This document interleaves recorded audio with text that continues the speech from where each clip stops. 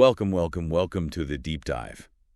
Today we're embarking on a really fascinating intellectual journey. Absolutely. Our goal is to sort of peel back the layers of American thought, exploring some of the most fundamental ideas that quietly hum beneath, well, everything we talk about. Right. Things we often take for granted. Exactly. From our daily news headlines to the very nature of personal freedom, we're going to dive headfirst into a profound, often overlooked shift in American thinking about liberty itself.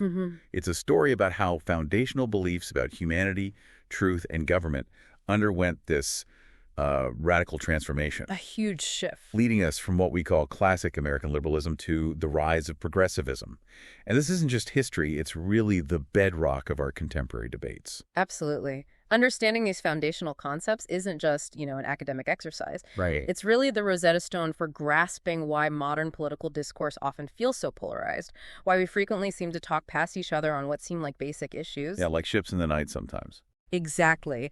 This deep dive will illuminate how core beliefs about human nature, the pursuit of truth, and the precise role of government underwent a dramatic redefinition. A redefinition, okay. We're basing this exploration on a close examination of fundamental texts that lay out these philosophical differences, helping us trace the intellectual lineage of ideas that continue to shape our society in profound ways. That's right. Specifically, we're looking at how American progressivism, which was often referred to as modern liberalism, diverged sharply from the moral and philosophical vision that defined classic American liberalism, the vision established by the Founding Fathers themselves. A really significant divergence. It's a divergence that has profoundly impacted everything from the structure of our government to our educational system, and even our understanding of individual rights in the 21st century. And to provide a clear, a solid framework for this understanding, it's important to acknowledge the philosophical bedrock from which progressivism diverged. Okay, where did it start? When we discuss the initial worldview of classic American liberalism, we're really standing on three critical pillars. First, Scottish and American moral philosophy. Hutcheson, Reed, those guys? Precisely. Thinkers like Francis Hutcheson and Thomas Reed, whose ideas on innate moral sense and objective moral reality, they deeply influenced the founders. Right. They suggested that virtue wasn't just a personal choice, but a discernible truth, rooted in human nature and maybe divine order. Okay, pillar one. What's next? Second, common sense realism. This was a school of thought particularly influential in early America, which held that fundamental moral and metaphysical truths are directly accessible to human reason and intuition. You didn't need complex proofs for everything. So sort of self-evident truth. Kind of, yes. It provided a stable, shared basis for knowledge and morality, suggesting that humans could apprehend universal truth. Makes sense. And the third pillar? And third, of course, the political framework of classic American liberalism itself, which built upon these ideas. These three pillars form the lens through which we'll view the initial landscape before this great intellectual shift. Okay, let's unpack this then, because to truly grasp the profound changes that occurred, we first need to understand the fundamental distinctions between classic American liberalism and progressivism. Exactly, the core differences. It really boils down to their core beliefs about, well, human nature, what constitutes truth, and the very definition of liberty itself. So let's set up a clear comparison, paint a picture of where we started before the philosophical ground began to shift. Okay, so when we talk about classic American liberalism, its core tenets are quite distinct and, frankly, radical for their time. Right. It begins with the belief that human nature is stable and unchanging. Stable, meaning what exactly? This isn't merely an abstract philosophical point. It carries monumental implications for how society is organized. If human nature is stable, it means there's a consistent, enduring framework for understanding human behavior, needs, aspirations across all generations. So people are people, basically. Yesterday, today, tomorrow. In a fundamental sense, yes. Our basic desires, our moral capacities, our inclinations toward good and evil, our inherent need for dignity and purpose, these are seen as consistent, inherent aspects of what it means to be human. Okay. This perspective implies that certain moral principles and societal structures built upon this understanding can indeed be timeless because they respond to a constant, consistent human condition, not a moving target. Right. The founders believed they were building a system for humans as they understood them, not for some, evolving future version. Got it. Stable human nature. And that leads to Flowing directly from that, classic American liberalism holds a conviction that truth is knowable. knowable, as in we can figure it out. Yes. It means there's an objective, discoverable moral order, a natural law, universal principles, perhaps even divinely ordained truths that ultimately guide society and individuals. So truth isn't just opinion. Exactly. Truth isn't relative or subjective or simply a matter of opinion. It exists independently of human will, and through the application of reason and experience, we can come to understand it. Okay. This includes truths about right and wrong, justice, and the proper ordering of society. It suggests a shared foundation for moral discourse and a common ground for building a virtuous society. A common ground. Yeah. Like a shared operating system you said before. That's a good analogy, yes. A society where people can agree on fundamental principles because those principles are seen as inherent in the fabric of reality itself. Okay, stable nature, knowable truth, and liberty. How did they define that? And then finally, under classic American liberalism, liberty is defined as ordered toward virtue. This is a profound and often misunderstood distinction today. Ordered toward virtue. Explain that. It doesn't mean freedom is absolute or limitless license. Instead, it posits that true, meaningful freedom is exercised in pursuit of moral good, responsible self-governance. So freedom to do something specific. Freedom to choose what is right, essentially, to cultivate habits that lead to personal and civic virtue and to govern yourself morally and prudently. It's about freedom for something noble, the pursuit of human excellence, the cultivation of character, and the flourishing of a moral society, rather than merely freedom from external constraint. That's a key difference. Freedom for versus freedom from. Absolutely. The founders understood that if individuals lacked the internal capacity for self-governance in accordance with moral principles, then the republic itself would be fragile. Right. For them, a truly free society was composed of virtuous citizens. You needed that internal compass. But then along came progressivism, and it really reinterpreted, or in many cases outright rejected, these foundational beliefs. A major shift. When it comes to human nature, progressivism views it as evolving, not fixed. Evolving, that's the key word. This is a dramatic and incredibly consequential shift. If human nature isn't stable, then human potential and societal norms aren't bound by some ancient, unchanging essence of humanity. Right, we're not stuck. Instead, they can, and indeed should, change and improve over time. The idea here is that we aren't limited by inherited traits or fixed moral capacities.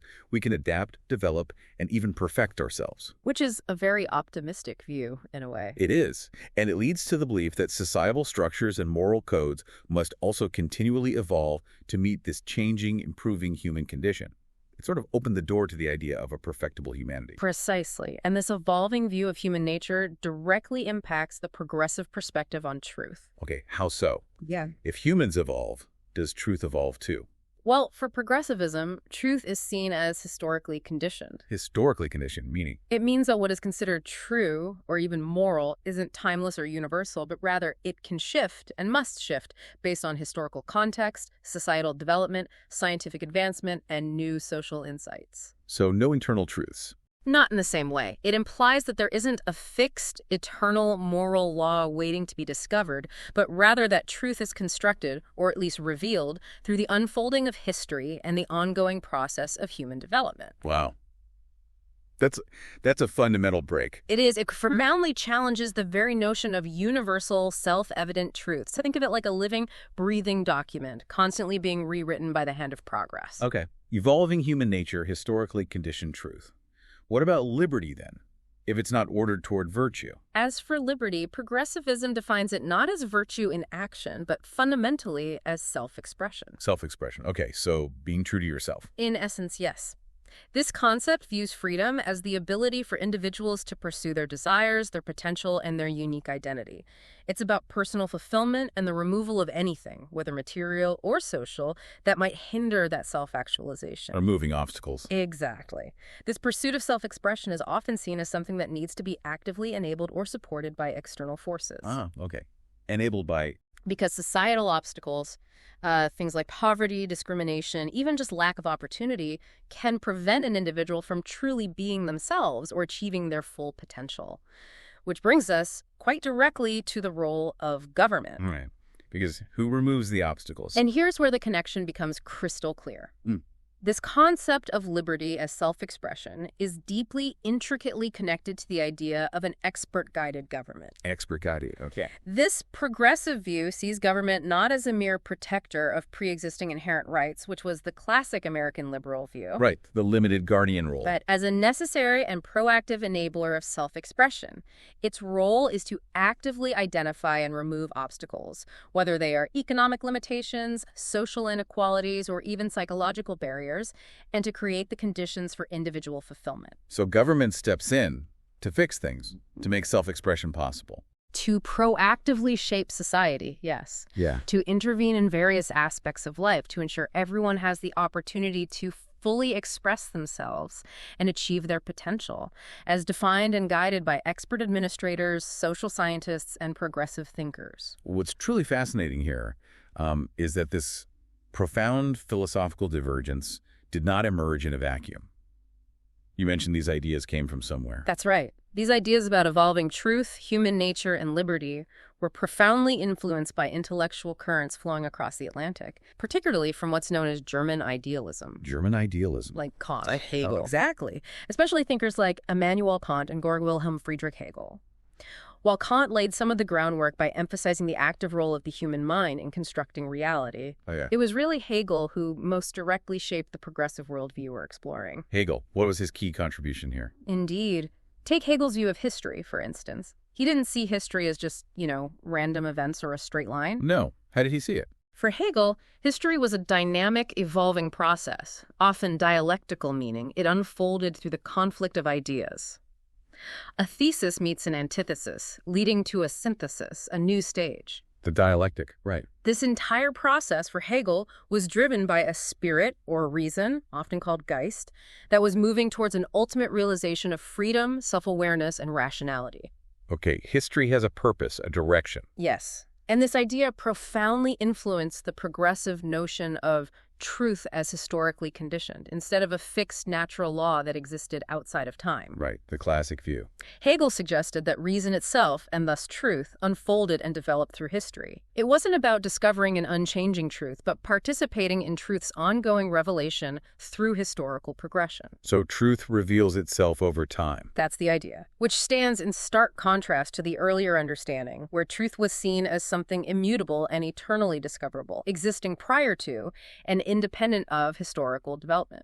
So the founders looked back to fixed principles, while Hegel and the progressives influenced by him looked forward to the unfolding of truth in time. Precisely. It's a complete reorientation of how we understand knowledge and morality. Society itself is seen as being on a path towards greater enlightenment, and government's role is to facilitate that journey. And you mentioned that German idealism had a really broad impact, not just on progressivism. Oh, absolutely. The broader impact cannot be overstated. These ideas, particularly Hegel's dialectical view of history and evolving reason, had far-reaching influence across the political spectrum, shaping diverse ideologies still with us today. Like what? For example, they profoundly impacted Karl Marx's theories of historical materialism. Marx adopted Hegel's dialectical method, but applied it to economic forces and class struggle. Right, the base and superstructure. Seeing history as evolving through specific stages towards a communist utopia, future perfect state, elements of fascist theory also drew on these ideas. Really? Fascism too? Yes, they too emphasized an evolving national spirit or collective will, where the state became the ultimate expression of that spirit, demanding total loyalty and organic unity, overriding individual rights for the sake of the nation's historical destiny. Wow, that's quite a range. And even in contemporary movements, you can trace echoes of these foundational shifts. Consider what's sometimes called conservative post-liberalism, which critiques individualistic liberalism. From the right this time. Yes, often arguing for a stronger, more authoritative state to enforce virtue and communal norms. Similarly, some facets of the woke left echo the progressive emphasis on truth as historically conditioned, and the need for societal structures to constantly adapt to an evolving understanding of identity and justice. Seeing progress as unfolding history. Right, often viewing progress as an unfolding historical revelation that challenges existing norms and redefines traditional concepts of rights and morality. This demonstrates the incredibly profound and varied ripple effects that these initial philosophical shifts in thought created. So what does this all mean for how we even begin to think about what government is for and what our role as citizens should be?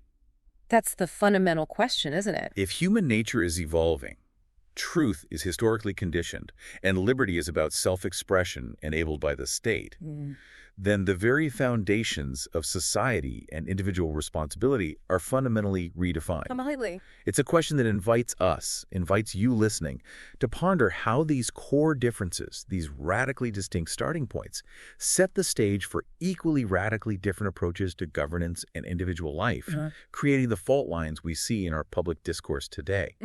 That's a powerful question, and it really sets the stage for how these philosophical seeds, sown in German idealism and cultivated by progressive thinkers, truly took root in American soil. Right, the American context. This happened specifically in the late 19th and early 20th centuries, championed by hugely influential figures who were eager to apply these new ideas to the challenges of a rapidly industrializing and urbanizing America. A time of massive change. One of the most prominent, and certainly one of the most impactful, was Woodrow Wilson. Woodrow Wilson, yes. President, but an academic first, really. Right. He served as president of the United States, but was initially a distinguished academic and political scientist, holding professorships at Bryn Mawr, Wesleyan, and Princeton, eventually becoming Princeton's president. He brought a deeply theoretical and intellectual approach to his political philosophy, unlike many presidents before him. And what's truly critical to understanding Wilson's transformative vision for American governance is his explicit and articulate rejection of the Founders' Constitution. He didn't pull punches there. He didn't see it as this sacred, unchanging document. He argued that the Constitution, as conceived by the Founders, was essentially outdated, rigid, and simply ill-suited for the complex, industrialized modern society that America had become. A relic, in his view. Yes. He saw it as a framework designed for a simpler, agrarian past, one of scattered communities and minimal government intervention. In Wilson's view, this antique framework was utterly unable to address the intricate economic and social issues of the modern industrial era. Things like massive corporations, labor disputes, urban poverty, public health crises. Exactly. He felt it needed to adapt, to evolve, to keep pace with the rapidly changing times, almost as if it were a biological organism. And he captured the sentiment perfectly with a now famous quote. The Darwin quote. That's the one. From his 1908 work, Constitutional Government in the United States, where he stated, "Government is not a machine, but a living thing. It is accountable to Darwin, not to Newton." That's not just poetic language, is it? That's a profound philosophical departure that encapsulates the progressive shift. Absolutely. Think about it. When Wilson says government is accountable to Darwin, he's directly invoking the idea of biological evolution, adaptation, continuous organic change. So government should be dynamic, growing, responding. Exactly. Always responding to its environment and the evolving needs of society. It must continuously transform itself, its structures, its powers, its functions, to remain relevant and effective in an ever-changing world. The horse and buggy versus railroad idea. Precisely. What worked then won't work now.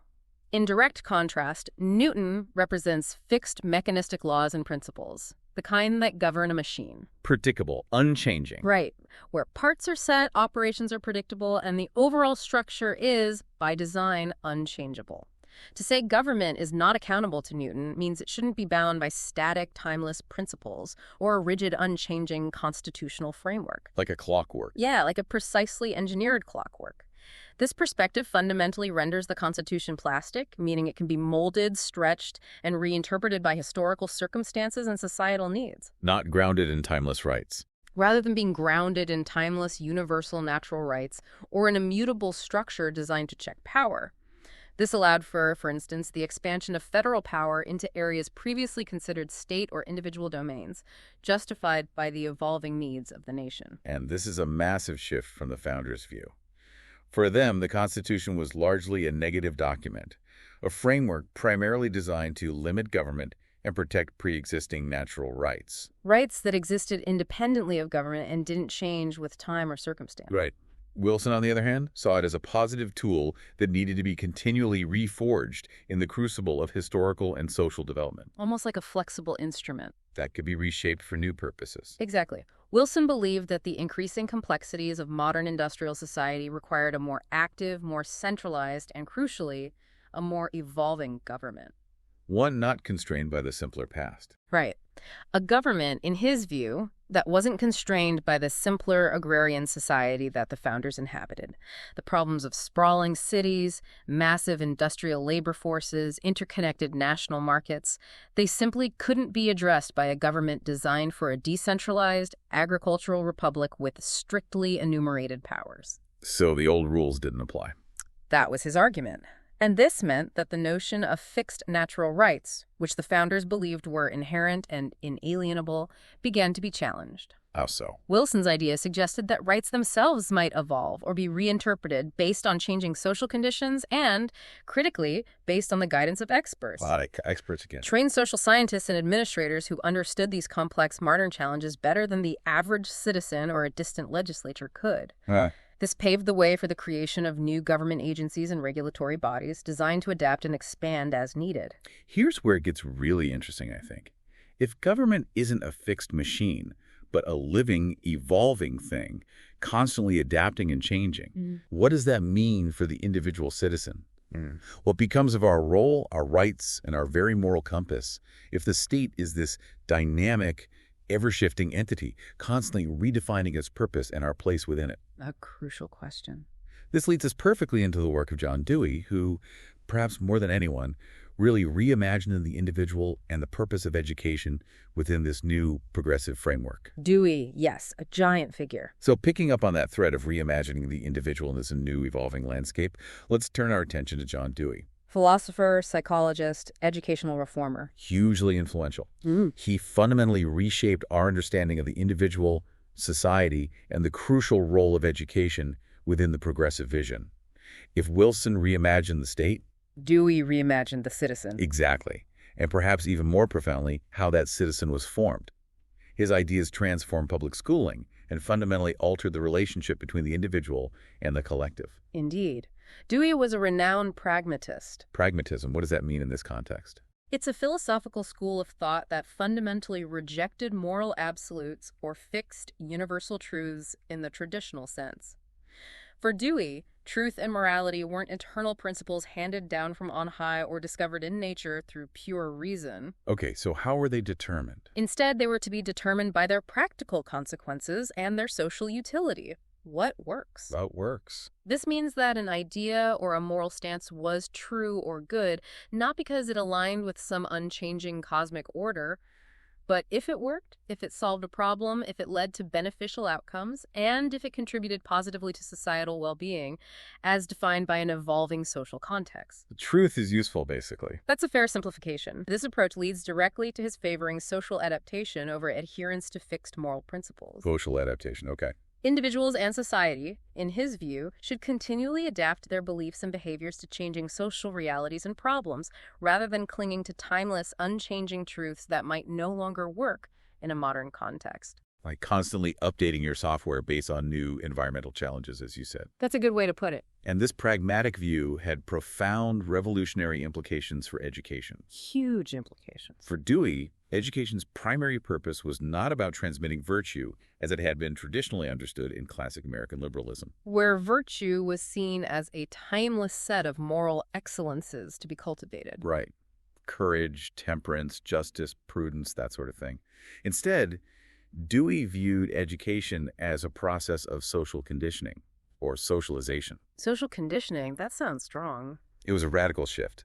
It implied that schools should actively shape citizens to fit the evolving needs of society, rather than merely teaching them abstract moral principles or knowledge for its own sake. So molding citizens for the current society. Exactly. The goal wasn't just intellectual development or personal moral cultivation in a traditional sense, but to mold individuals who could contribute to and adapt within a progressive, ever-changing social order. It was about creating citizens who were fit for this evolving society, not just any society. This redefinition extended to his view of democracy itself. How did he see democracy? Dewey saw democracy not as a system primarily designed for the protection of pre-political inherent rights, rights that exist prior to and independent of government, like the founders believed. Not protecting rights. Then what? Instead, he viewed democracy as an experimental process. Experimental. Like a lab. In a way, yes. For Dewey, democracy was a fluid, dynamic means for collective social problem-solving and continuous adaptation. It wasn't about safeguarding fixed individual liberties as an end in itself, Okay. but about being a flexible instrument through which society could identify challenges, experiment with solutions through collective action, and evolve towards new and better forms of social organization. So democracy as a tool for progress. Its purpose was to facilitate social progress and collective adaptation, not to simply be a guardian of inherent individual freedoms.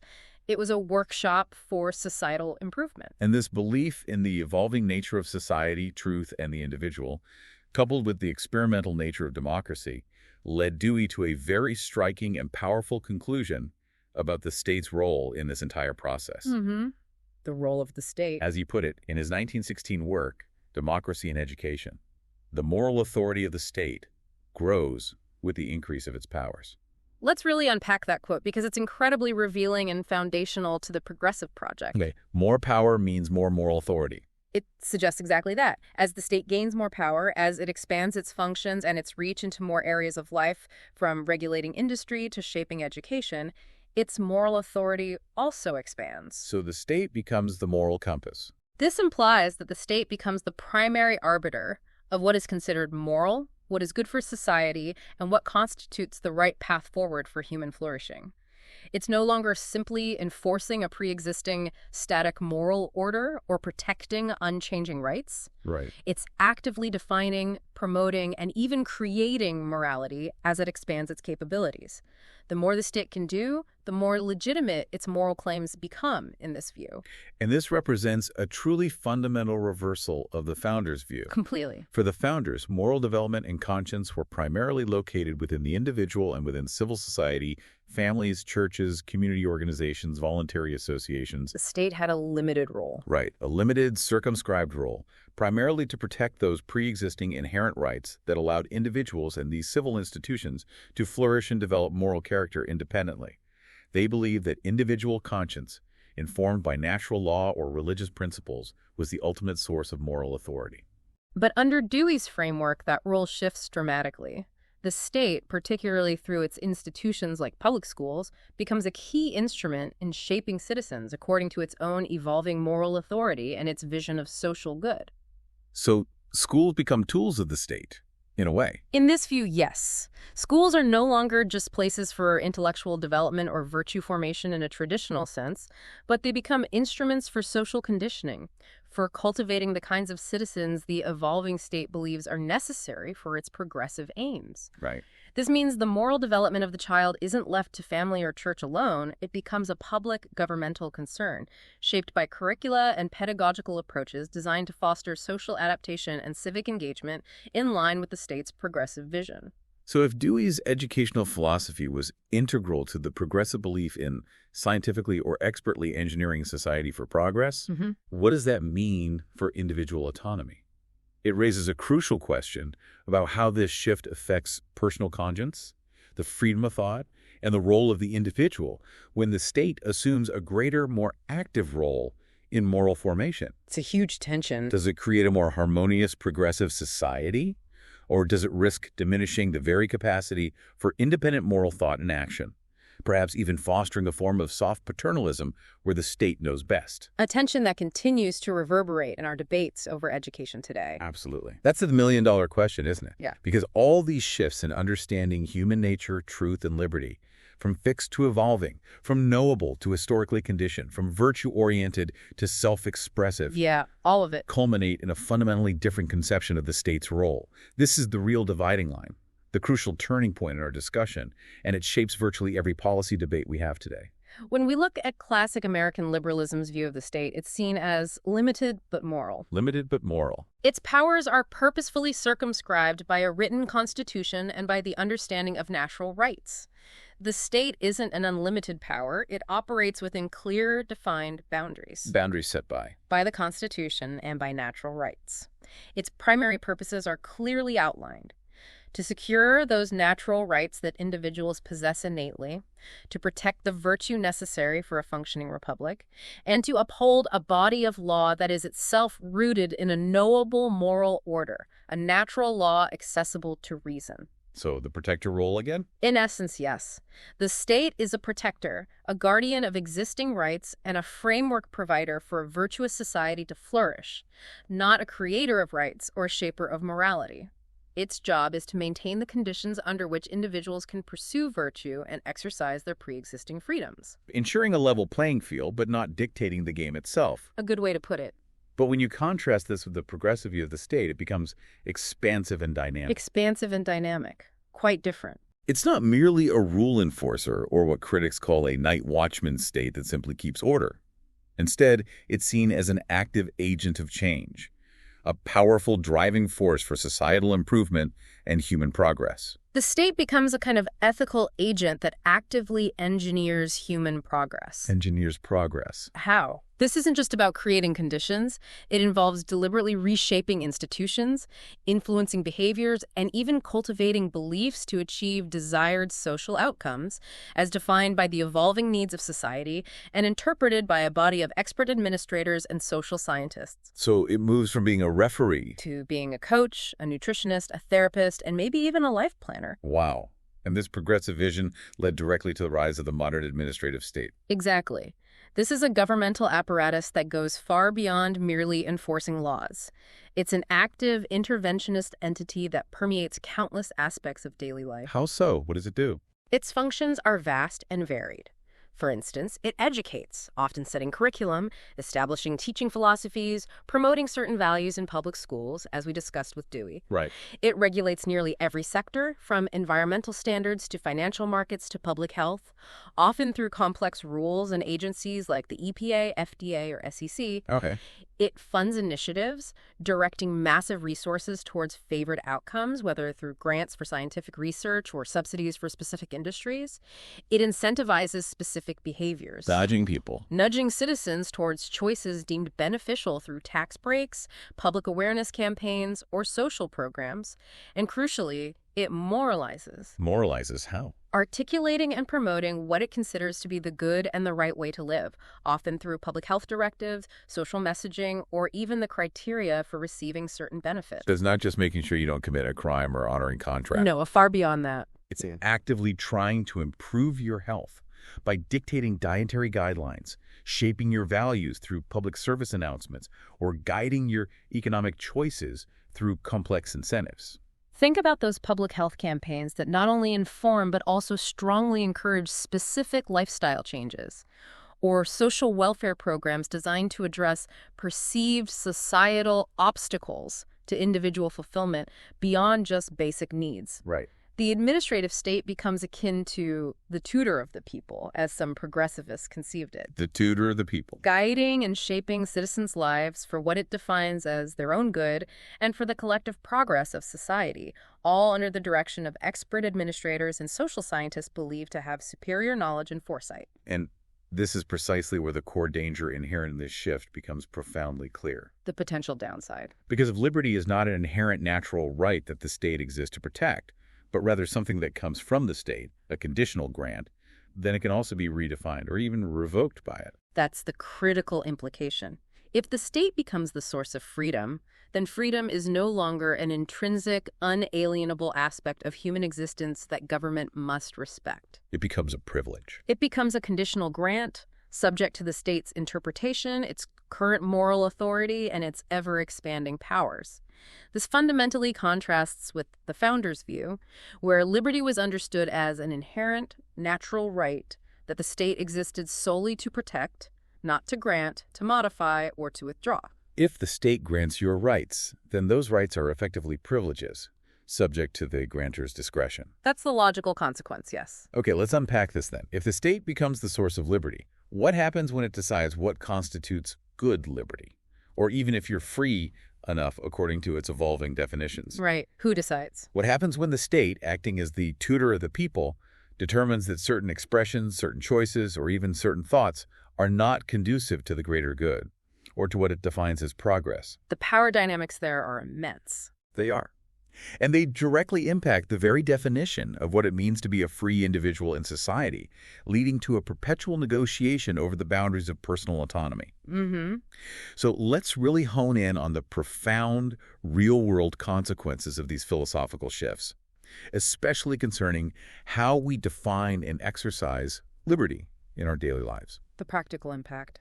Because when liberty is defined primarily as self-expression, and the state is charged with removing any and all obstacles to that expression, something fundamental happens to the concept of freedom itself.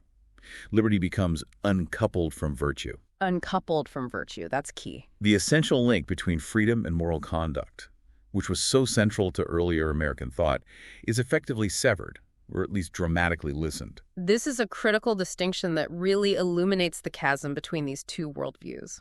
Classic American liberalism held a very specific and concise definition of liberty. The ought definition. Exactly, one that could be put simply as, we are free to do what we ought. This definition emphasizes freedom, not just as the capacity to choose, but specifically to choose good, to act in accordance with moral duty, and to align oneself with a knowable natural law or objective moral truth. So there's a moral framework guiding it. Yes. It implies a moral framework, a set of duties and responsibilities that guides the exercise of freedom. Liberty, in this view, wasn't boundless license or mere indulgence. It was the disciplined ability to pursue what is right, to cultivate one's character, and to fulfill one's moral obligations. Choosing wisely and morally within a framework of objective truth. Correct. But progressivism offers a stark contrast, a deeply transformative redefinition of that concept. A very different view. It essentially says, we are free to become whatever we feel. Whatever we feel. Notice the shift. Here, the emphasis shifts dramatically to individual feeling, personal desires, subjective experience, and the pursuit of self-actualization as the primary drivers of liberty. It largely removes that inherent moral constraint. That sense of ought. It favors authentic self-expression. It's less about choosing what is objectively good or virtuous, and more about exploring and expressing one's subjective inner landscape, one's desires and identity, unburdened by traditional moral dictates or external expectations. The goal becomes personal fulfillment and authenticity, as defined solely by the individual's inner sentiments and evolving self-perception. And the consequences of this definitional shift are truly far-reaching, leading directly to a perpetual expansion of state power. How so? Why does it lead there? Think about it. If liberty is now about removing obstacles to self-expression, and obstacles are broadly defined, then every new obstacle to expression becomes a public policy problem. Okay. If I feel hindered, it's a policy issue. Right. If an individual feels constrained in their ability to express themselves, whether it's an economic limitation preventing a desired lifestyle, a social norm that feels restrictive, or even a perceived psychological or emotional barrier, it immediately becomes the state's duty under the progressive understanding of government to intervene and remove that obstacle. Which creates an ever-growing mandate for government intervention. Precisely. This means the scope of government continuously expands into areas previously considered private or within the realm of individual moral agency. Give an example.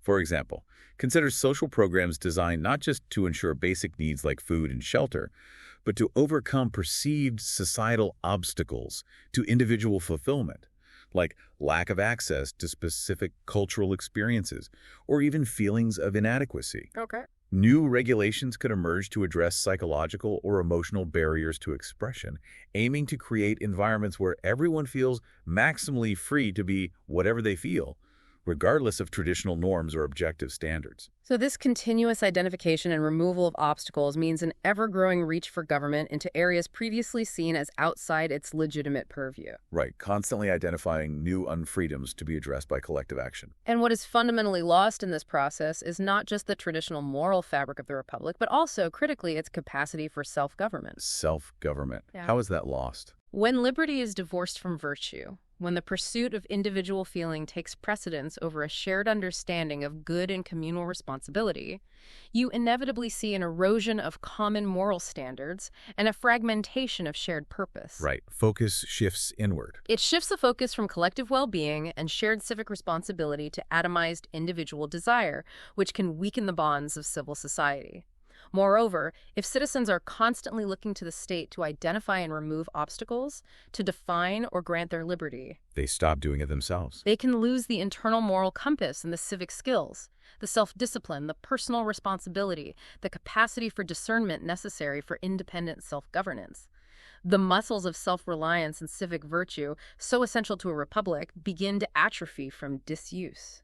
It's a profound shift in expectations, both of ourselves and of our government, moving from an internally driven, morally guided freedom to an externally facilitated, desire-driven freedom. So, as you reflect on this, listener, consider how these two profoundly different definitions of liberty, free to do what we ought versus free to become whatever we feel, manifest themselves in contemporary debates, in our laws, and even in your own personal choices. How do they shape the expectations we have of ourselves, our fellow citizens, and the very role of our government in our lives? It's worth thinking about. So, we've journeyed through a truly profound shift in American thought, tracing the path from classic American liberalism to progressivism. Quite a journey. We've seen how a vision of liberty rooted in a stable human nature and knowable truth gave way to one of evolving human nature, historically conditioned truth, and self-expression enabled by an ever-expanding administrative state. This shift, though it delves into abstract philosophical concepts, has tangible, undeniable, everyday effects on the individual and society, shaping our laws, our institutions, and our very understanding of what it means to be truly free in modern America. And as we bring this deep dive to a close, it's worth considering that the critiques of classic American liberalism aren't confined to progressivism alone. Oh, what else is there? In fact, there's a newer rising challenge that echoes some of these deep philosophical concerns, but from a very different ideological vantage point. This is what's sometimes called conservative post-liberalism. Conservative post-liberalism. Like progressivism, it too critiques Enlightenment liberalism, but it argues from the right, not the left. It often posits that virtue and tradition require strong authority. Strong authority for virtue. Sometimes even through models that lean towards theocratic or integralist approaches, meaning models where religious or philosophical principles are directly integrated into state governance, often seeking to unify society under a singular moral and social authority. Wow, so critiques from both sides in a way. It highlights that similar anxieties about the nature of liberty, authority, and the common good can emerge from very different ideological starting points, demonstrating how these historical shifts continue to shape contemporary debates around these vital concepts in surprising ways. Indeed.